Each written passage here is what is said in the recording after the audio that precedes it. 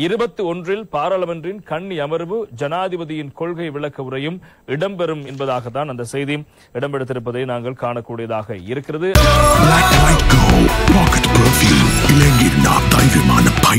அதே போல இன்றைய தினம் தினக்குரல் பத்திரிகையிலும் தொடர்பான செய்தி தலைப்பிடப்படுகிறது.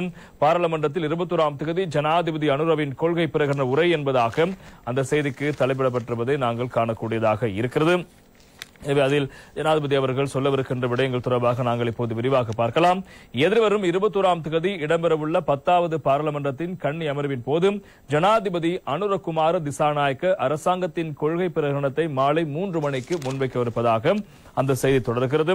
பாராளுமன்ற கூட்டத்தொடரின் ஆரம்பத்தில் அரசாங்கத்தின் கொள்கை பிரகடனத்தை பாராளுமன்றத்தில் முன்வைப்பதற்கும் பாராளுமன்றத்தின் ஆரம்ப கூட்டங்களுக்கு தலைமை தாங்குவதற்கும் ஜனாதிபதிக்கு அதிகாரம் இருக்கிறது.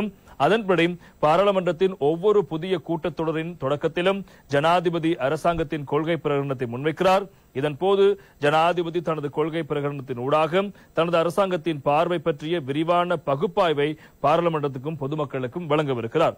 அரசியலமைப்பின் 33A உறுப்புரையின் பிரகாரம் பாராளுமன்ற கூட்டத்தொடர் ஒன்றின் ஆரம்பத்தில் அரசாங்கத்தின் கொள்கை பிரகடனத்தை பாராளுமன்றத்தில் முன்வைப்பதற்கும் அரசியலமைப்பின் 33A உறுப்புரையின் பிரகாரம் பாராளுமன்றத்தின் வைபவ ரீதியான அமர்வுகளில் தலைமை தாங்குவதற்கும் ஜனாதிபதிக்கு அதிகாரம் காணப்படுகிறது. அதற்கமைய பாராளுமன்றத்தின் ஒவ்வொரு கூட்டத்தொடர் ஆரம்பத்தின் போதும் அரசாங்கத்தின் கொள்கை பிரகடனம் ஜனாதிபதியினால் சமர்ப்பிக்கப்படுகிறது. இதன்போது ஜனாதிபதியினால் அவரது அரசாங்கத்தின் எதிர்கால நோக்கு தொடர்பிலான விளக்கமான பகுப்பாய்வு கொள்கை பிரகடனத்தின் ஊடாக பாராளுமன்றத்துக்கு மக்களுக்கு முன்வைக்கப்படும். கடந்த காலங்களில் இது மகா தேசாதிபதியால் வழங்கப்படும் அக்கிராசன உரை என்று அறியப்பட்டது. முதலாவது பாராளுமன்றத்தில் அதாவது பிரதிநிதிகள் சபையின் முதலாவது கூட்டத்தொடர் 1947 அக்டோபர் 14ஆம் தேதி இடம்பெற்றது. இதனை வைபவ ரீதியாக ஆரம்பித்து வைத்த ஆளுநர் சர் ஹென்றி மசேமூர் தலைமை தாங்கினார். எனவே அவர் சிம்மாசன உரை நிகழ்த்தியதுடன் பின்னர் விவாதத்திற்கு எடுத்துக் கொள்ளப்பட்டு நன்றி பிரேரணை நிறைவேற்றப்பட்டது.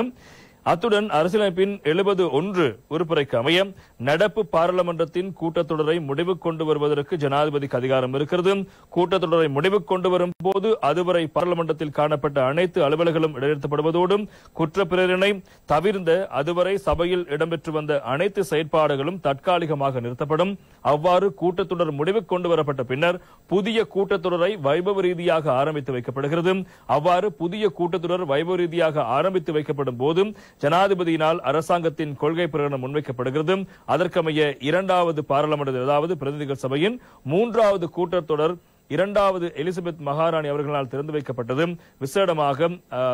அதாவது 3வது கூட்டத்தொடரானது 2வது எலிசபெத் மகாராணி அவர்களால் திறந்து வைக்கப்பட்ட விடயம் முக்கியமான விசேடமான ஒரு சம்பவம். எனவே 1954 ஏப்ரல் 12ஆம் தேதி மகாராணியினால் வைபவ ரீதியாக இந்த விடயம் ஆரம்பித்து வைக்கப்பட்டது.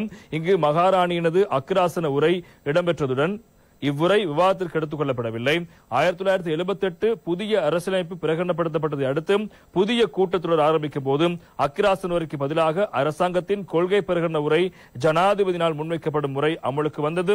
அத்தோடு தற்போதைய நடைமுறையின்படி ஜனாதிபதியினால் முன்வைக்கப்படும் அரசாங்கத்தின் கொள்கை பிரகடனம் தொடர்பில் விவாதமோ வாக்கெடுப்போ பொதுவாக இடம்பெறுவதில்லை என்பதும் முக்கியமான செய்தியாக இடம்பெடுத்திருப்பதை காணலாம். எனவே ஜனாதிபதியினுடைய அந்த கொள்கை விளக்க உரைக்கு பின்னால் இருக்கின்ற பாரம்பரிய விடயங்கள் தொடர்பாக கூறப்பட்டது. 1947ஆம் ஆண்டு பிரதிநிதிகள் சபையினுடைய அந்த கொள்கை பிரகடன உரை நிகழ்த்தப்பட்ட ஆளுநர் தொடர்பான விடயம், அதே போல மகாராணி 52ஆம் ஆண்டு நிகழ்த்தப்பட்ட உரை, அதற்கு பிறகு 1978ஆம் ஆண்டு அரசியல் வந்ததற்கு பிறகு ஜனாதிபதிக்கு அந்த அதிகாரம் வழங்கப்பட்டு ஜனாதிபதி அரசாங்கத்தினுடைய கொள்கைகளை விளக்குகின்ற ஒரு உரையாக இந்த பாராளுமன்றத்தினுடைய முதலாவது அமர்வினுடைய உரை காணப்படுகின்ற ஜனாதிபதி அவர்கள் எதிர்வரும் 21ஆம் தேதி மாலை 3 மணிக்கு அரசாங்கத்தினுடைய கொள்கை பிரகடனத்தை சுட்டிக்காட்டும் வகையில் செயற்பாடு எதிர்கால திட்டங்கள் தொடர்பான விடயங்களை குறிப்பிடும் வகையில் இந்த உரையினை